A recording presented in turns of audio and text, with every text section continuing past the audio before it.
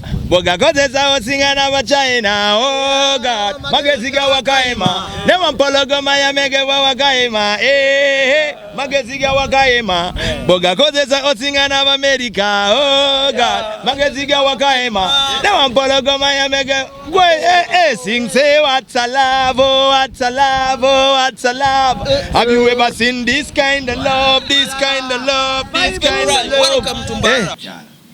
Mazima ga Kristo sasa bakala nasaba qualities enalinjagala omukyala nasobola okulabirira family omukyala nga mu Kristo nga kiriza mu Katonda nyine ebintu byange bye nasaba Mukama n'ebirala byesijja abamanyi not touching bo bamanyi bye nasaba Mukama kati Mukama bw'ati oyo gwe yandeetera salonda kala just era nze simulabanga nze mmanyi nyina omukyala ebya kala mu ababimanyi nze bulijjo madde sikimanyi kyoga bulijjo muzungu madde sikimanyi ndi muzungu. Thank you so much. Kati kino kye tukoze ekyokutandika okutambula amawanga okola extra concerts kyali kirooto kyaffe kuva dda naye nga abantu ba gospel te olw'ensonga y'ensimbi tubadde tetukikola nnyo naye twebaza Mukama nti atusobosezza era kye mbasaba bemba mwagala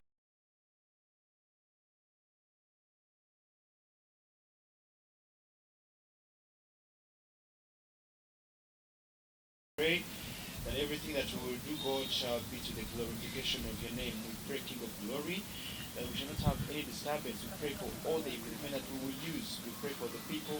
Lord, we ask of you that we shall have peace and calmness and serenity as we do this work. King of glory, come and be with us. We pray for Coopy himself. We pray for this whole arrangement and establishment, that everything will work to the glory and honor of your name. In Jesus' name we pray with thanksgiving. Amen, amen, amen, amen.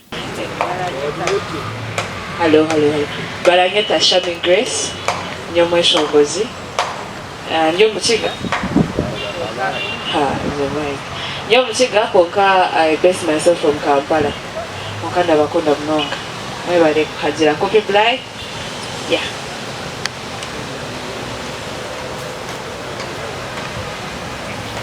Big team that's been organizing to make sure that we have Coopy Bly in this land. Coopy Bly's music is everywhere, and we believe, just like God showed him, that it is time to come and establishes, the name here in this land of Mbarara and in Western region. We had a very successful concert in Kampala, and we are believing that we have another successful concert here in Mbarara. After this concert, there will be another concert as well in Gulu. We want to keep the vibe going. It's not easy to organize a concert, but we want to thank every one of you, all the media houses, the influencers, and everyone. I want to thank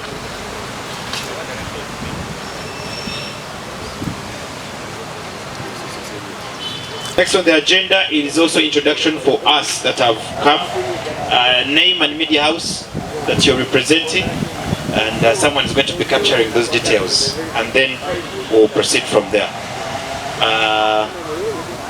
Maybe here we had a grand entrance and we found love in Mbarara, and we also want to thank all of you who have been pushing, sharing, and letting people of Mbarara know that we have come in the area. We want to thank you for praying for us. We had a successful show in Kampala, and we decided to bring the same energy to Mbarara, and I want to promise each and everyone who's watching this and who's here that it's going to be a positive vibe after positive vibe. For the ladies, please avoid the high heels.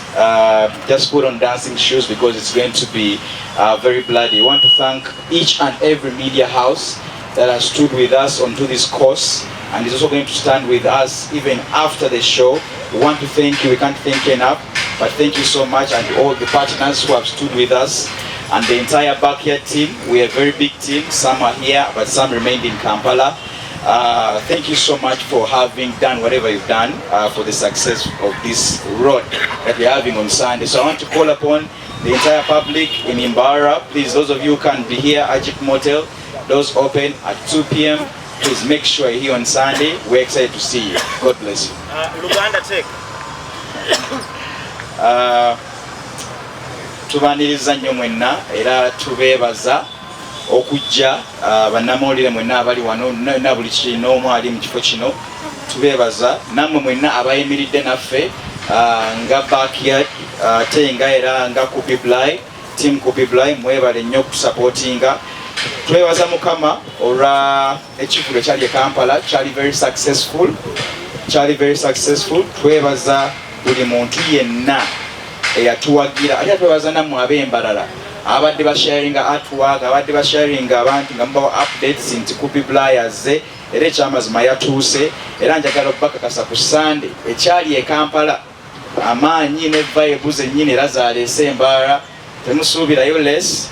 But of course, Yada Kubakamanga was going to give you more than they gave those of Kampala. So anaye mujje mu bungi emiryango giggulawo saa 8 abakyala engatte za high heels muzirekeeyo muyinza obutasobola kuzina bulungi so mwambaleezi za dance hall kubanga bagenda bakuba muziki ku muziki. Twebaza mwenna ba media house abaliwo era babushinze campaign yaffe ne ya action talk concert. Twebaza na buli partner yenna ayimiridde naffe okulaba nti tutuuse ku lunaku luno era ne ku lunaku mulindo lwa Sunday bajja kuba sitwe bakyali naffe. Tubeebaza so saa 8 emirango ejja kuba giguddwawo tubeesunze bannange era Mukama bawo omukisa.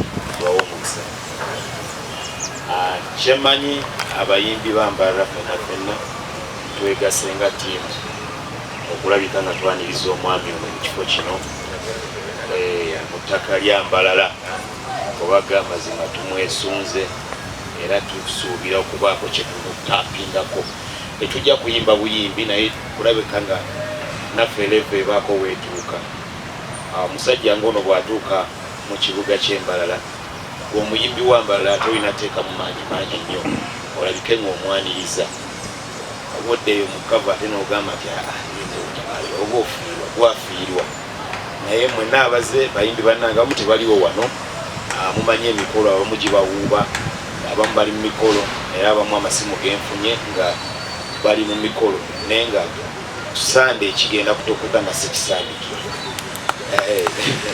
mugenda kulaba abanyankole engeri gye baguluka mugenda wulira musisi bwanyenya wano mu ttaka wano wansi wano mugenda wulira musisi ng'anyenya bunyenya yanzikiza tugenda kukola ekisinga era tugenda kukola ekisingira ddala okulabika nga konsati y'Embarara yegenda okumenyawo konsati zonna zazaakola era mwenna tubayita abatulaba ku mitimbagano tubayita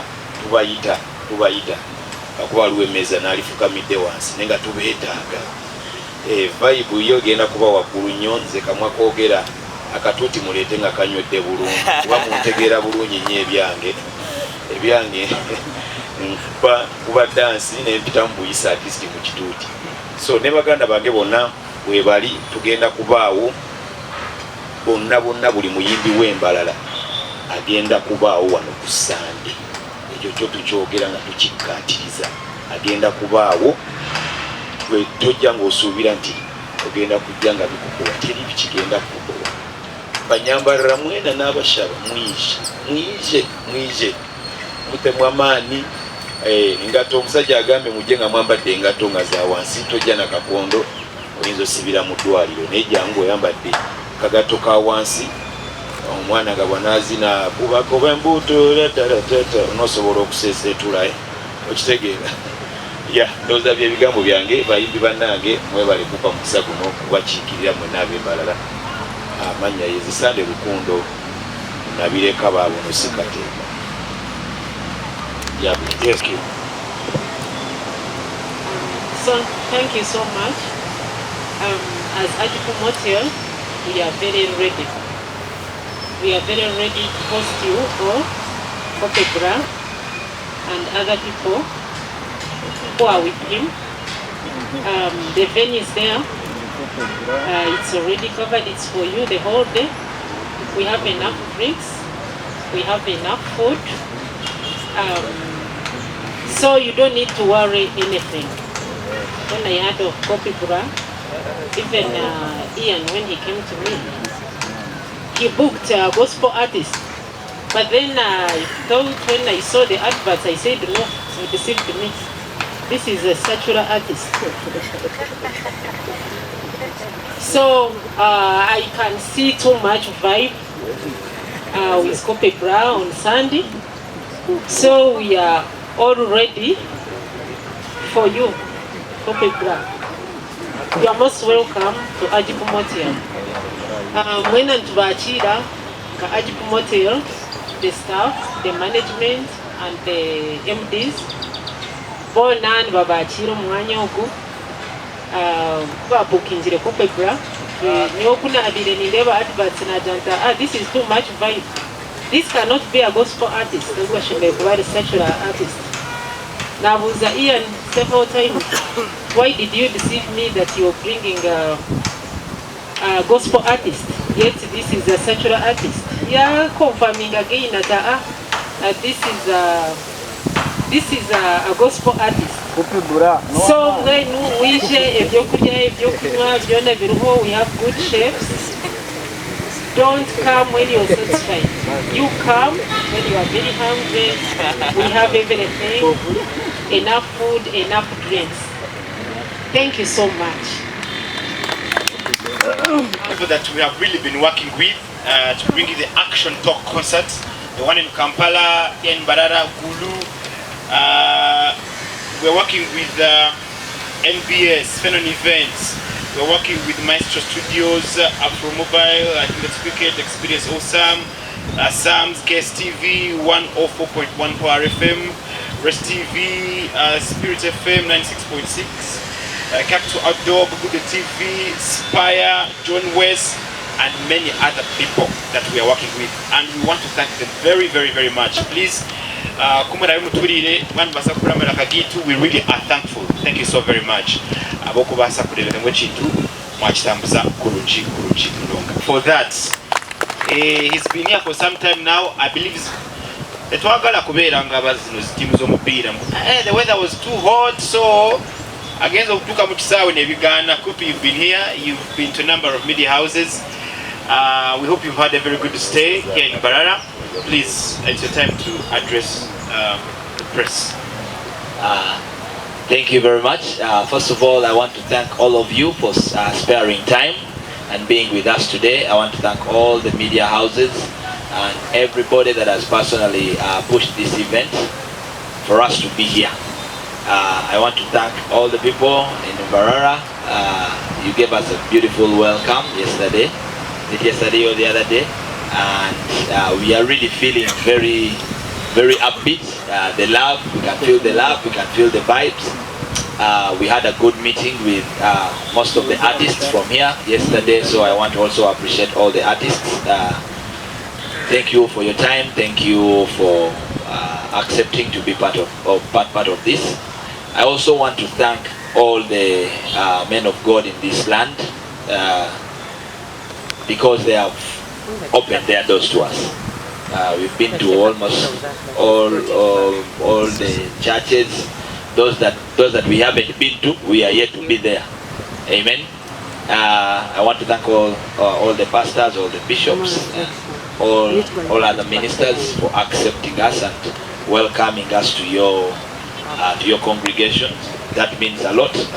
It means you have seen a seed of the Spirit in us that you don't feel will in any way harm your congregation. So to me that means a lot. So I want to say thank you very much to all the people that have accepted us in this land. Once again, I'm so excited. I can't wait for Sunday. People don't know, but we've been here for a while. We wanted to touch base. Like you said, we wanted to get used to the weather, get used to the food, get used to the vibes. So we bless the Lord. The place has been treating us really well. So once again, I want to invite all of you, those of you that are watching us from home, please make it a point to come through and turn up on Sunday physically. I mean, we have had a very good offer. Kids below the age of 12 will be coming in for free, but we won't allow any kids to walk in without any guardians, because of course they are underage. They need their guardians to be with them. So if you are there and you're a mom and you have your 2 kids, for you can come and pay and the kids, as long as they are below the age of 12, they can enter for free. 13 and above, they may have to pay by the grace of God. Amen. But we also want to thank all the media houses that have made it possible for us to be here. You have spread the word. Even when we were not here, we were in Kampala pushing for Kampala. You guys have been doing a very, very, very good job. So we really want to appreciate you all, and we pray that the Lord blesses you more than we could have ever blessed you. Amen. We are going to have so many artists from here, from Mbarara. We are having other artists also from Kampala. But like I was saying today earlier in the morning, that when you go to a land, God anoints people in a particular area with the anointing of that land. Have an anointing for this place that we who are coming in from Kampala may not have. So that's why it is very, very vital for us to work with the artists here, because we know God bless you in this place for a reason. There is an anointing, there is a blessing He has given you for this land that we need to tap from you if we are to do something good here. And we also believe that it's going to be an exchange. We shall also, the artists here will pick something from us, but we shall also pick a lot from them. I hope I have not forgotten anything else. Yes, we are here. Gets open at 2 p.m. Agip Motel this Sunday. I like the location of Agip Motel. It is like in the center of all the churches. So whichever church you are coming from, some will just be sloping to Agip, some will be climbing up to Agip. But every church I have gone to here is basically a walk's distance to Agip. So you may not even have to use a border to come to the show. You just, after church, you just walk down to the show.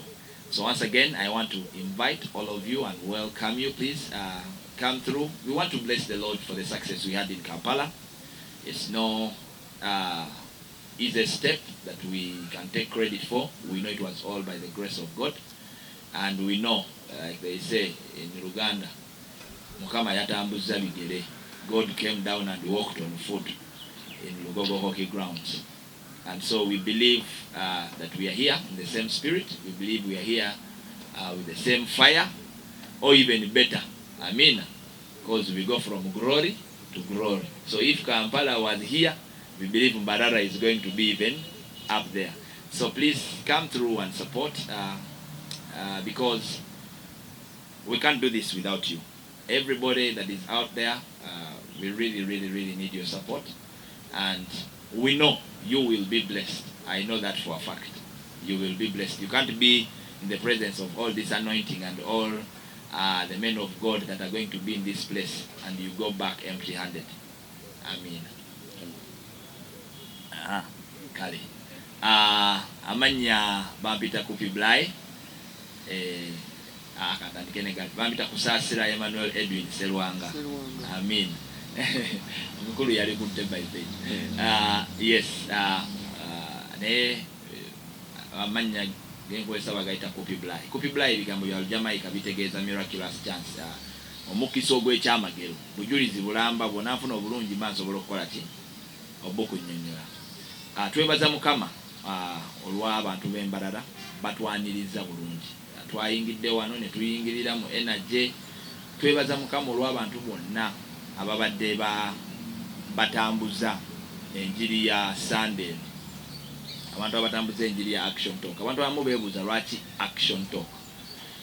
Bayibuli egamba okukkiriza kwaffe kulina okuba mu bikolwa. Amina. Enjiri yaffe nze kyembiriivinga nti enjiri yaffe etambula nnyo abantu bwe baba nga bagirabako naye nga tebagiwulira.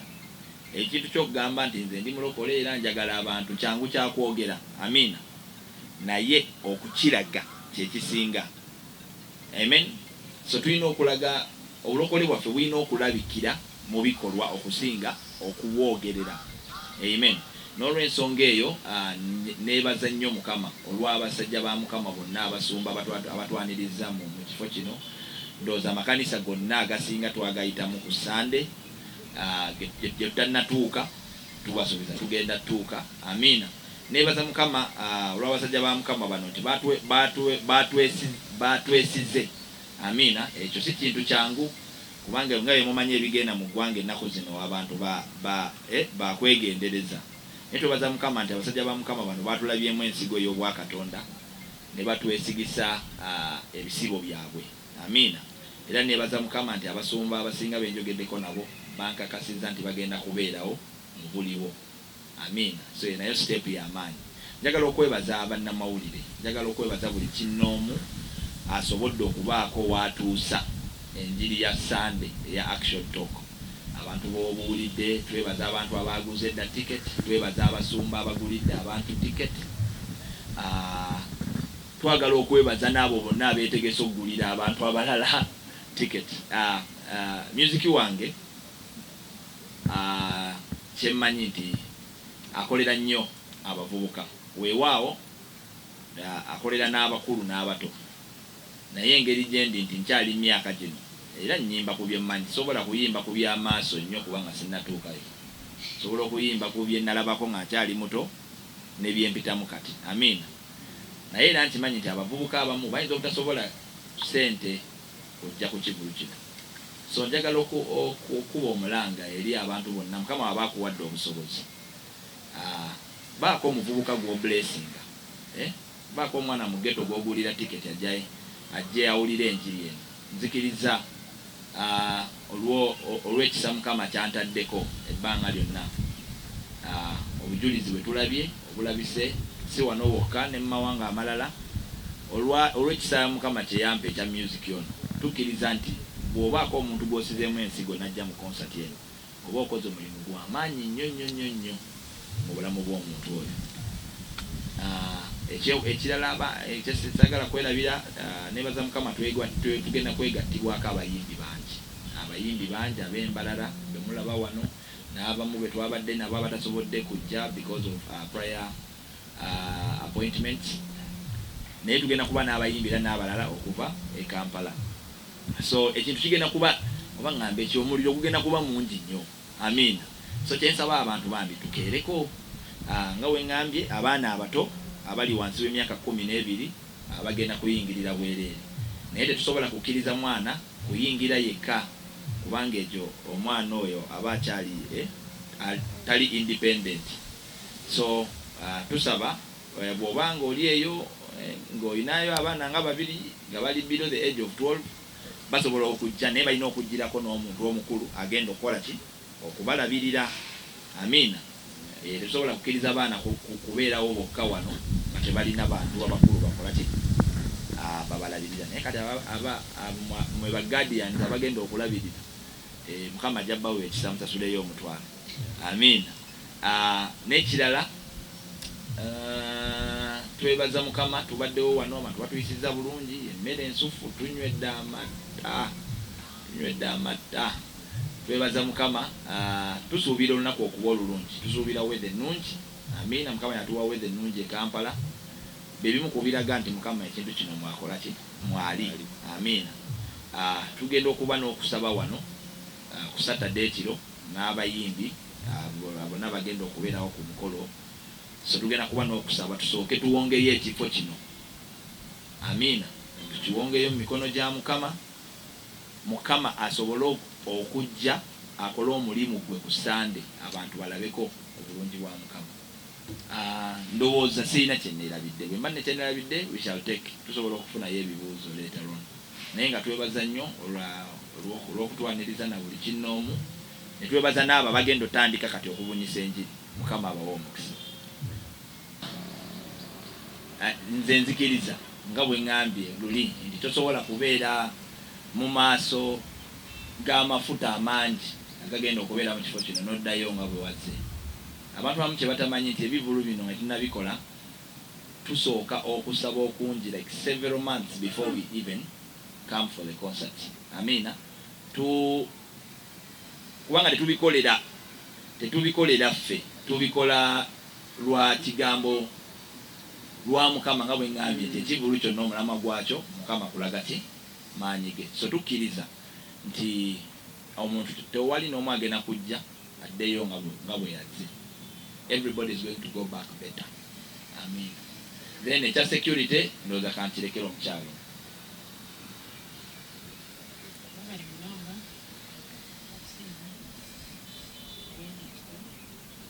Security omwanya gure secure akwana bota karesire shoaha utakatiriho izo zona za adverts nabantu batunga permission from the police.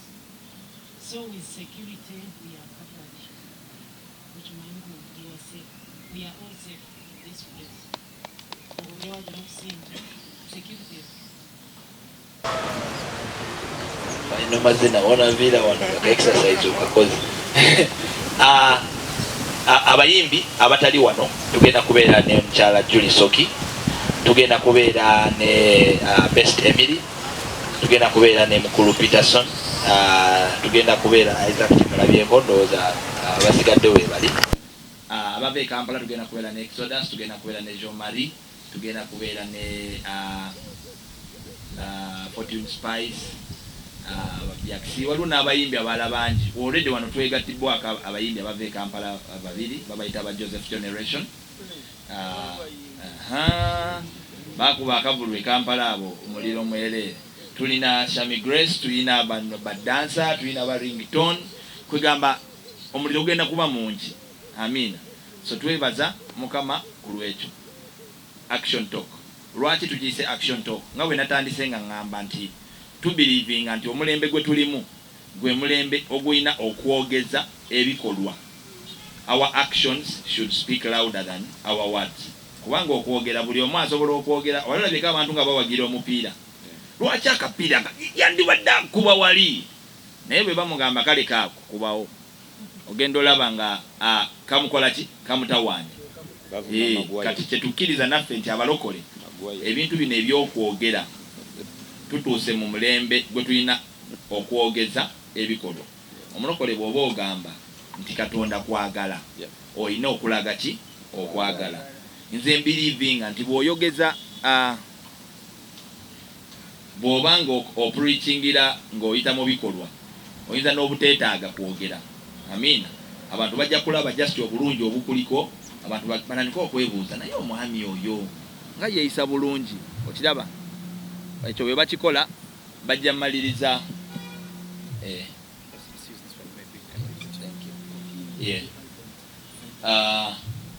bajja kola ki? Bajja kuyamba, bajja kunoonya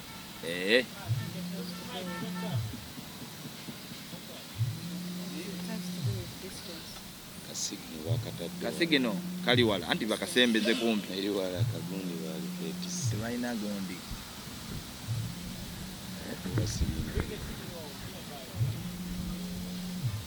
So ngawe ngambye nti kyekibulu lwaki twakiyise action talk. Ekyo ddala ensonga lwaki tuyita action talk kubanga music yagenda okwogera. Tetugenda kwogera nnyo, tewagenda kubeerawo bantu nnyo. Tukkiriza nti byonna bye tulina okwogera tubyogeredde wano ku press conference. Amiina. Nezi interviews etuyitamu wali ndongo ku ndongo ku ndongo ku ndongo. Amiina. Ekirala nina album yange eyakasembayo bagiyita action talk. Amiina. Era music ye naaliko alaga ku nsonga eyo asomesa nnyo ku obulokole okubeera mu bikolwa. Mukama abampeera omukisa. Yes, performance egenda kubeera live. Yes, a live band production. Yes. Kawe nagambye bampita Coopy Bly, nakulira Katwe mu Nkele zone. Ndi ghetto born nnyo. Naye nebaza Mukama owenjogerera ndi musajja mufumbo nina omukyalo omu ate nga mukazi.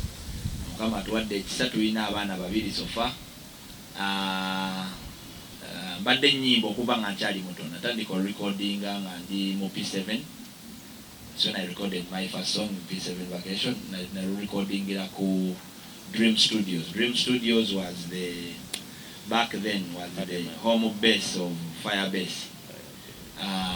Nebaza Mukama nti Mukama nywezeza nti kuvadda mbadde nnyimba gospel music kubanga nkyali muto okutuusa wankuziza okutuuka wano. Mbadde nnyimba, I think nafuna breakthrough nga ndi ku campus at Makerere University around 2010. So kuva eyo Mukama atutambuza amawanga atukozeemu omulimu munene, so tetulina nnyo gye tusobola kutwala credit for okujjako okwebaza Mukama nti atusobosezza okubaako bye tusobodde okukola. Mu kuyimba muno tukozeemu ebirala bingi. Mwe mwatandika ekibiina kye bayita Yimba Uganda, of which I'm the team leader. Ekibiina kino kiyamba nnyo era abavubuka abava mu slums and vulnerable groups nga tubayigiriza ebyokutunga, ebyokukola enviiri, ebyokuyimba, where they learn to play instruments, okuba ebivuga. To setting up ne farms kifo bakiyita Wairaka kiri Jinja. So to setting up what we call a Gotlon project. Netuwa omuvubuka embuzi 5 netumuzimbira akayumba kaza akasooka netumuwa n'akagaali ak'okusomba omuntu. Bwe zizaala already wabawo omulala alinze nga naye addira obubuzi 5 ng'abuwa omulala naye ng'alabirira bwe bukula ne buzaala naye ng'awa omulala. So project zonna ze tukola ziba almost community owned, era y'ensonga emu ku lwaki twategese ebivulu bino. Mukama yatuwa ettaka mu COVID awo Kayunga eka nga 2 kwe tugenda ozimba what we believe is going to be like a vocational university. Egenda kubeera ku international standards, egenda kuba esomesa era yonna plumbing, metal works, carpentry, ebyenviiri, buli kimu ky'omanya ekiri ekya vocational, mechanics, masannyalaze. Ekirungi ekiriko nti wano we tubadde Kampala, we tuli e Makindye, tusobola kutwala abantu bokka abaliwa e Makindye kubanga tetulina bisulo. Naye essomero lye tuli mu kuzimba ligenda kubaako ebisulo, so tujja kuba tusobola okufunayo ba student okuva e Mbarara, okuva eggulu, okuva buli kanyomero ka ggwanga. So ndowooza ako ka brief kakoze bulungi muzeeyi. Tweyanziza nnyo. Weebale nnyo ssebo. Abantu abamanyi Coopy Bly bakimanyi that I really associate with quality. Njagala nnyo okukola ebintu ebirungi. Bwe mba sobola kipulinga off bulungi, at least nkola ki kireka. Y'ensonga lwaki omukolo gw'okusande abantu badde nkyogera nga kiringa ekisaaga, naye abantu mu Mbarara basuubire ekintu kye batakola ki kye batalabangako. Amina. Ababadde Kampala balabye. So njagala okusuubiza nti production we are going to have a very good sound. Tugenda kuba ne sound omulungi ne stage ennungi, amataala amalungi, byonna bye mutalabangako bigenda kubeerawo ku olwo. Amina. Olw'ekisa kya Mukama twagala okukkiriza nti Mukama buli busobozi bw'atadde mu ngalo zaffe tubukozesezza okusobola okukola omulimu omulungi. Amina. Ebisigadde ne tubirekera Mukama. Ekizibu ky'obulokole ebikuliza kuwasa mukyalo omu yekka. Kati ate era ne bwe nandiwasizza omulala abalala bandigambye ate lwaki bawasonyi. Naye nebaza Mukama olw'omukyala wange. Ekisooka si mu Canada, mu Australia. Ekyokubiri bwe natuuka okuwasa nyinanze bye nali nsaba Mukama baziyita batya qualities nali njagala mu mukyala. Mu mazima ga Kristo saasaba kala, nasaba qualities nali njagala omukyala nasobola okulabirira family, omukyala nga mu Kristo nga kiriza mu Katonda. Nyine ebintu byange bye nasaba Mukama n'ebirala byesijja abamanyi not touching bo bamanyi bye nasaba Mukama. Kati Mukama bw'ati oyo gwe yandeetera saalonda kala just era nze simulabanga nze mmanyi nyina omukyala ebya kala mu ababimanyi. Nze bulijjo mbadde sikimanyi, kyokka bulijjo muzungu mbadde sikimanyi nti muzungu. Thank you so much.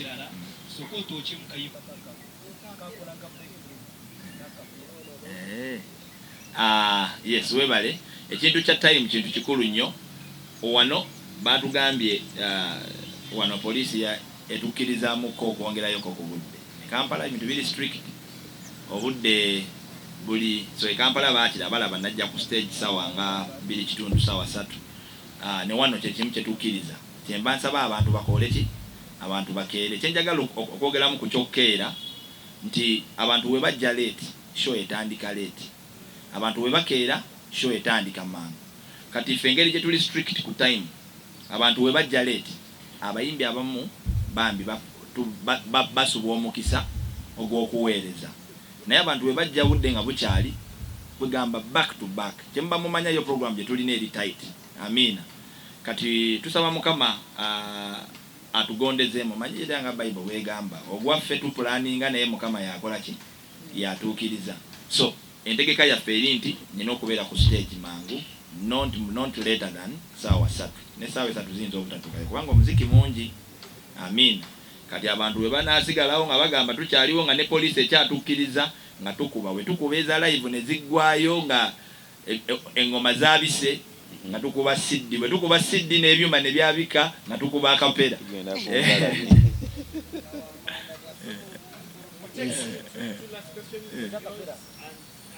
Akapera mpozi asabye kapera ki akapisa kati obakeka ebali bakayita bwaka. Well, it's a high time at Chimana runway. Bwaka me Coopy Bly are taking on the highway. Bwaka no ay can't come on. Mageziga wakaima boga koze sawo singa na China. Oh God, mageziga wakaima ne wampologo maya megewa wakaima. Mageziga wakaima. Ate katisagala mbayimbi lemwe mesa sura kujja kujja. Yes, but now I am based in Uganda. Nabagambye I was born in Katwe. I don't think I have even lived out of Uganda more than 3 months in my life. Ngenda kukola kasente kuba buvulu n'enkomawo. Simanyi lwaki abantu batidde nnyo saga. Ndi muna Uganda pure. I mean, yes, ndi best Kampala. Beera buziga. Naye nga kyekyo.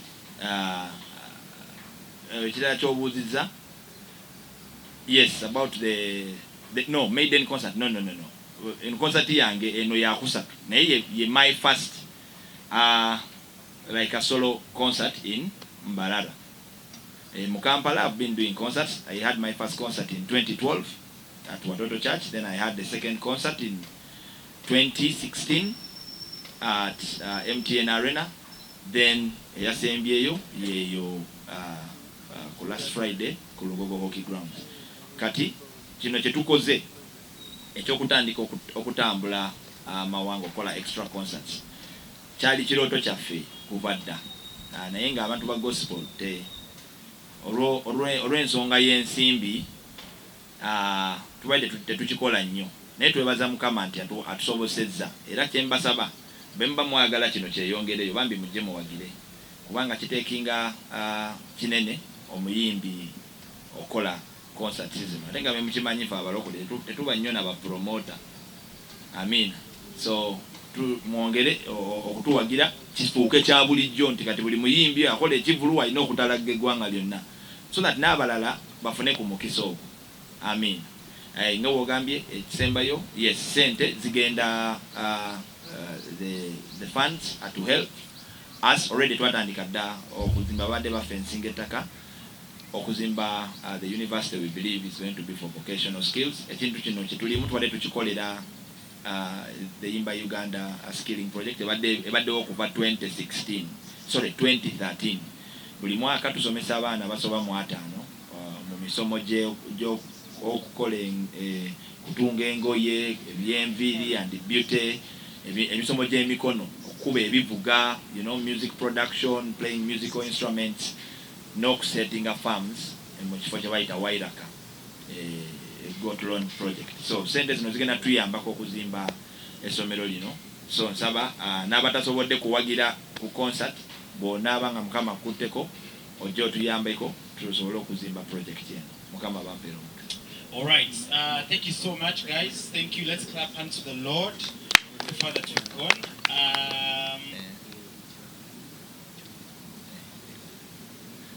Bankubyeyo akaama twabadde tukoze entegeka okola yonga all star n'abayimbi b'Embarara. So ekyaliwo nnyo man just abantu abagitegeka be bagenda tubuulira olunaku which studio we shall be using. Ngawe nagambye me I really believe in that.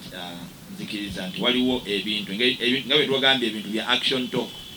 Waliwo ebintu we believe we can tap and learn from other artists only when you are in studio. Ngaino kubanga naba mukufele tumanyi bintu byetukola ngeri je tumikola kati nga engeri yoke eyokukiraba it's kuyigira katuli mu action. Amina.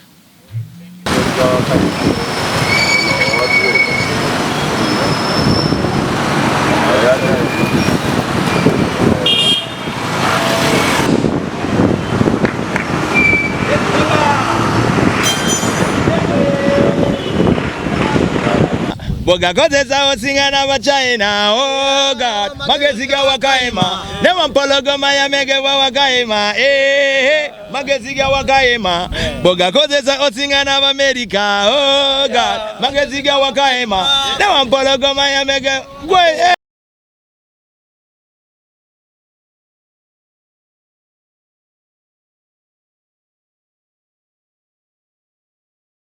Thank you very much. I'm loving Mbarara. I'm loving the bana ya Mbarara mumpeye ente ngende mfune yente Kampala. Ejuti bajikwataho. Eno ekoleti. Obokoze nsoro jikwata kumayembe. Sitwale eno.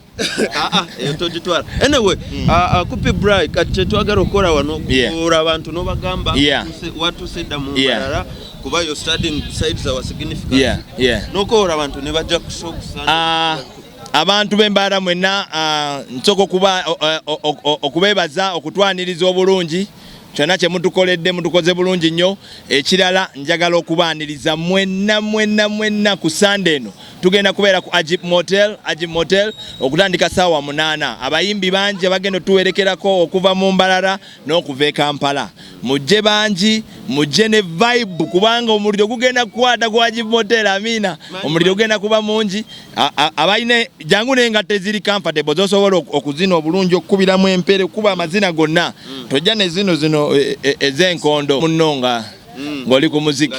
Yes. So twagala okubaaniriza ekisa kya Mukama n'ekitiibwa kya Mukama kigenda kulabika mu Mbarara ku Sunday eno ssaawa 8 okuyingira mutwalo gumu mitwalo 5 ne emmeeza ya miliyoni 1 emmeeza girako emmere n'ebisigadde. So bannaye tubaaniriza mwenna mujje mu vibe. Abayimbi bangi abava wano e Kampala tulina Exodus, tulina Jomare, tulina ba Fortune Spice, tulina ba Moa Emma, ba Hype Men, tulina tugenda kuleta omuliro mungi wano. Tulina Julisoki, tulina Best Emily, tulina Peterson, tulina Isaac T, tulina By Faith, tulina omukyalo ono bannange erinnya ndyerabidde Meloni. Bannange tulina omukulu mu Rugayo. Tulina Sunday ango Sunday bannange omuliro gugenda kuba mungi nnyo. Toto mu Runyankore kale akoro n'Orunyankore n'abakira mwenna abanambarara nimbeeta Sunday nimbakunda munonga mujje mu bungi munonga Mukama bawo omukisa. Yes, garebe let's all foreign we feel Mbarara turi amahembe gente.